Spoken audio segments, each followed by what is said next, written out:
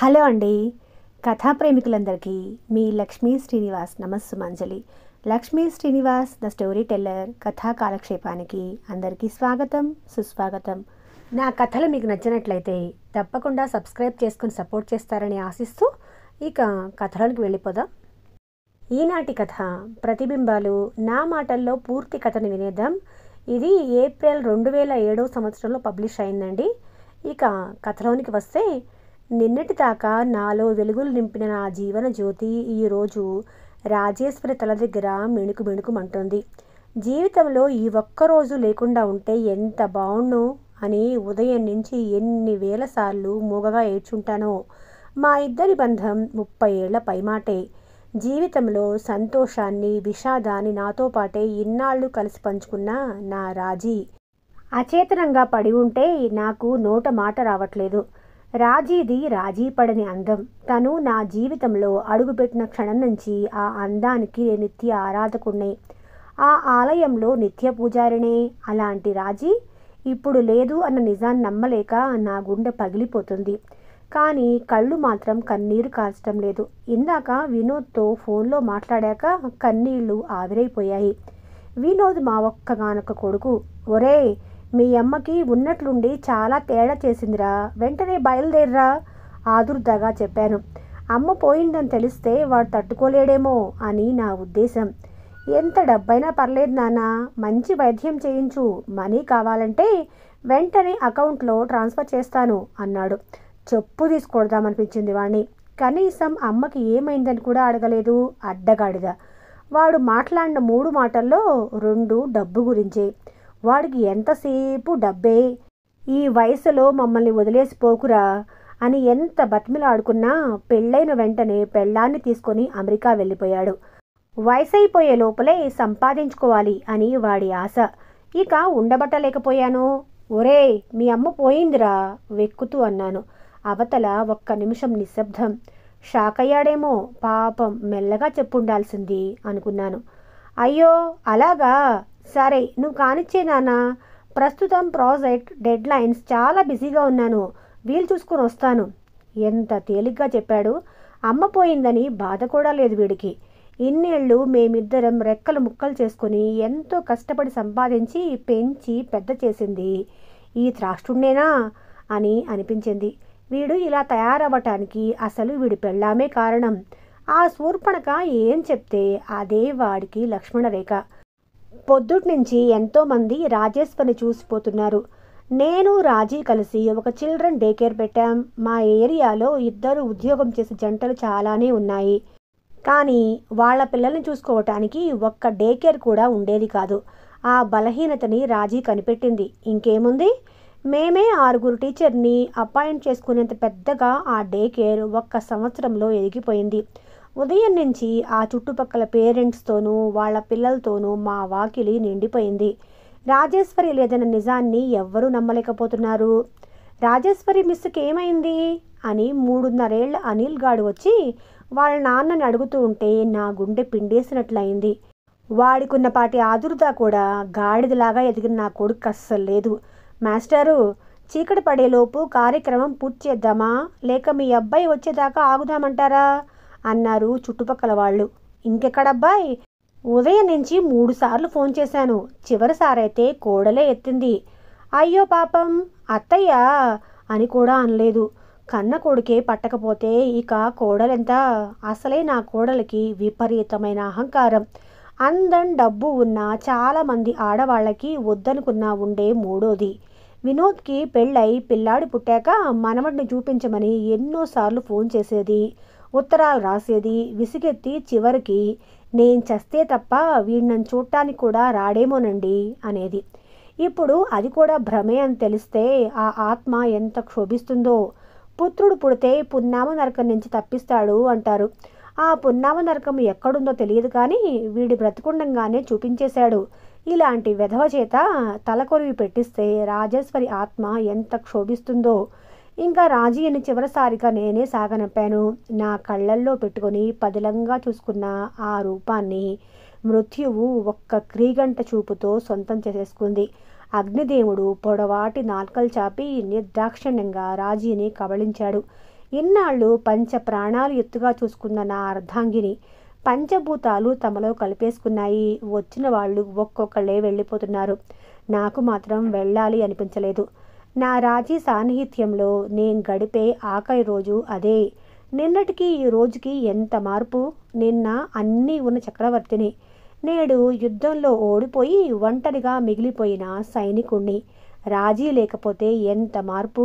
రేపటి నుంచి రాజీ లేని ఒంటరి జీవితం గడపడం ఎంత కష్టమో తలుచుకుంటూనే భయంగా ఉంది. ఇంకా నా రోజులన్నీ అనుభూతి శూన్యమే కదా.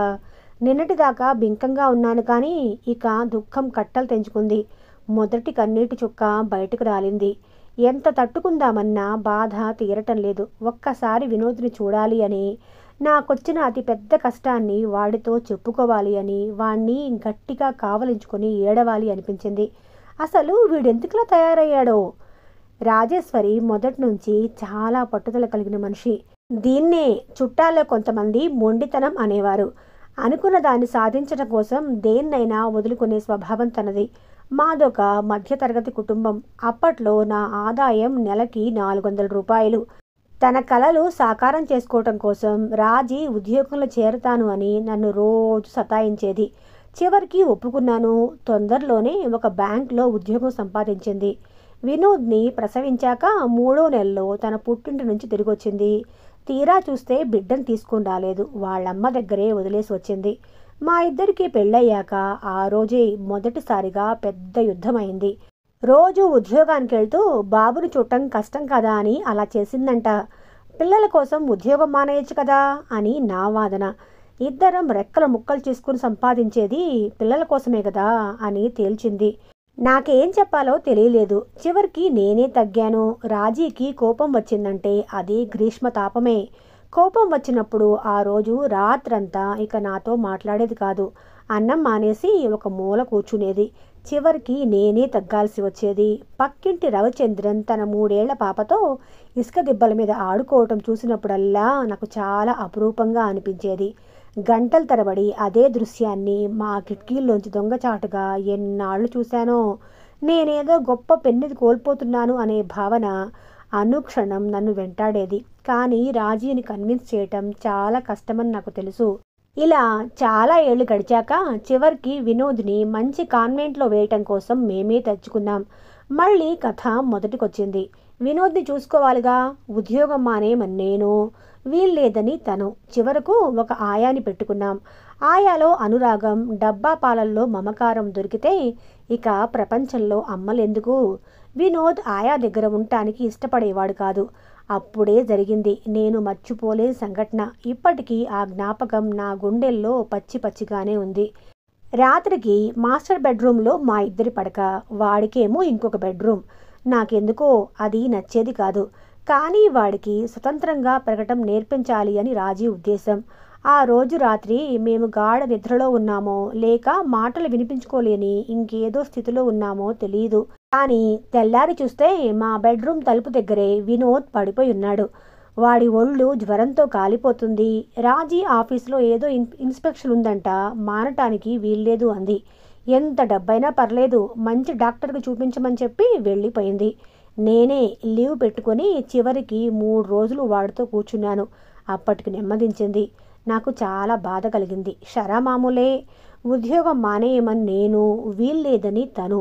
రక్తం రుచి మరిగిన పులిని, సంపాదన రుచి మరిగిన ఆడదాన్ని మళ్ళీ మామూలుగా మార్చడం దాదాపు అసాధ్యమే అనిపించింది. చివరికి ఒక నిర్ణయానికి వచ్చాం. దగ్గరలో ఉన్న సిటీలో ఒక మంచి రెసిడెన్షియల్ స్కూల్ చూసి వాణ్ణి అందులో జాయిన్ చేశాం. ఆ పక్క వారమే వాణ్ణి చూడటానికి వెళ్ళేసరికి వాడు బోరుమని ఒకటే ఏడుపు. వాడికొచ్చిన పెద్ద కష్టాన్ని మాటల్లో చెప్పటం వాడికి చేత కాలేదు. నేను మీ దగ్గరే ఉంటాను, ఇక్కడ ఉండను అని వెక్కి వెక్కి ఏడుస్తుంటే నేను తట్టుకోలేకపోయాను. సముదాయిద్దామంటే రాజీ గట్టిగా చెప్పింది. వాణ్ణి బుజ్జగిస్తే ఇంకా ఇక్కడ వార్డెన్ల మాట అస్సలు వినడు. కొన్నాళ్ళు పట్టించుకోకుండా ఉంటే వాడే అలవాటు పడిపోతాళ్లే అని చెప్పింది. మొదట్లో నాకు కూడా మనసు లాగినా మెల్లమెల్లగా అలవాటైపోయింది. చాలా రోజుల పాటు చూడటానికి వెళ్ళలేదు. ఇద్దరికి ఉద్యోగాలతో తీరికెక్కడది. మళ్ళీసారి వెళ్ళేసరికి వాడికి పెద్దరికం వచ్చేసింది. ఆ జీవితానికి అలవాటు పడిపోయాడు. కానీ సెలవులకి ఇంటికొచ్చినప్పుడు మాత్రం తిరిగి హాస్టల్కి వెళ్ళటానికి ఏడ్చేవాడు. వాడింటికి వచ్చినప్పుడు వాడితో ఆడుకోవటానికి ఇంట్లో ఎవ్వరూ ఉండేవాళ్ళు కాదు. ఇద్దరం ఉద్యోగాలే కదా. రాను రాను వాడికి ఇంటికన్నా హాస్టలే నయమనిపించింది. ఇంటికి రారా అంటే వద్దని మారం చేసేవాడు. ఇంకా కొంచెం పెద్ద క్లాసుల్లోకి వెళ్ళాక సెలవుల్లో వాళ్ళ ఫ్రెండ్స్ ఊళ్ళకి వెళ్ళిపోయేవాడు. తర్వాత వాడి యూనివర్సిటీ చదువు, ఇప్పుడు ఫారిన్లో ఉద్యోగం, మొత్తానికి మా జీవితంలో వాడితో కలిసి గడిపిన వారాల్ని వేళ్ల మీద లెక్క పెట్టుకోవచ్చేమో. పిల్లలతో గడపగలిగే మధురమైన సంవత్సరాలు మొదటి 10-15 అంటారు. ఆ మాధుర్యం మేము రుచి చూడకుండానే మా వాడి బాల్యం వెళ్ళిపోయింది. మాకు ఉద్యోగాలతోనే సరిపోతుంది. ఆ 15 ఏళ్ళు రెక్కలు ముక్కలు చేసుకుంటే మేము కూడబెట్టింది సుమారుగా 2 లక్షలు. అదిప్పుడు మా వినోద్కి ఒక నెల జీతంలో సగమన్నమాట. ప్రేమను పుట్టేయమని స్విచ్ చేస్తే పుట్టడానికి మనస్సేమీ యంత్రం కాదు కదా. ప్రేమ ఒక రెసిప్రొకేషన్. దాని విలువ తెలిసేసరికి చెయ్యి దాటిపోవటం ప్రేమకున్న మరో లక్షణం. ఎంత దౌర్భాగ్యపు బ్రతుకు. తప్పు ఎవరి వల్ల జరిగింది? రాజేశ్వరి మొండితనం వల్ల, లేక నా చేతగాంతనం వల్ల? నాకు రాజేశ్వరిని లాగి ఒకటి కొట్టాలని జీవితంలో మొదటిసారి అనిపించింది. ఇంత ఆలస్యంగానా? శానా ఆలస్యమైనది. ఎంత బాధపడ్డా పోయింది తిరిగి రాదుగా. ఎన్నిరండి బాబు అన్నారెవరో. చూస్తే కాటి కాపరి. నా జీవితాన్నంతా ఒక్క వాక్యంలో ఎంత గొప్పగా చెప్పాడు. చెయ్యాలి, ఏదో ఒకటి చెయ్యాలి, లేకపోతే నా అంతరాత్మ నన్ను బతకనిచ్చేలాగా లేదు. పోనీ నేను కూడా ఫారెన్ వెళ్ళిపోయి నా కొడుకుతో కోల్పోయే రోజుల్ని కనీసం నా మనవలతో ఆయన అనుభవిస్తే అస్సలు బాగుండదు. ఇన్నాళ్ళు లేని మమకారం ఇప్పుడు పుట్టుకొచ్చిందా అని జనాలు అడగరు. ఏదో ఒకటి చేసేయాలి. నా పాపాన్ని కొంచెమైనా కడుక్కోవాలి. ఇంటికి రాగానే ఎదురుగా కనిపించింది చిల్డ్రన్ డే కేర్ బోర్డు. ఆ బోర్డు విరక్కొట్టి అవతల పారేశాను. గోడల మీద పేర్లన్నీ చెరిపేశాను. ఇంకొంతమంది తల్లిదండ్రులని మాలాంటి వాళ్ళగా తయారు చేసే ఫ్యాక్టరీ మూసేశాను. అదొక్కటే ప్రస్తుతానికి నేను చేయగలిగింది. ఈ కథలోని తల్లి పాత్ర డబ్బును సంపాదించాలి అనుకుంది, కానీ ప్రేమలను సంపాదించాలి అనుకోవటంలో విఫలమైంది. అందుకే ఈ కథ ఇలా ముగిసిందేమో కదండి. నా అభిప్రాయం అయితే ఇది. మీ అభిప్రాయం ఏంటో కమెంట్ సెక్షన్లో నాతో షేర్ చేసుకోండి. మళ్ళీ ఇంకో కథతో కలుసుకుందాం.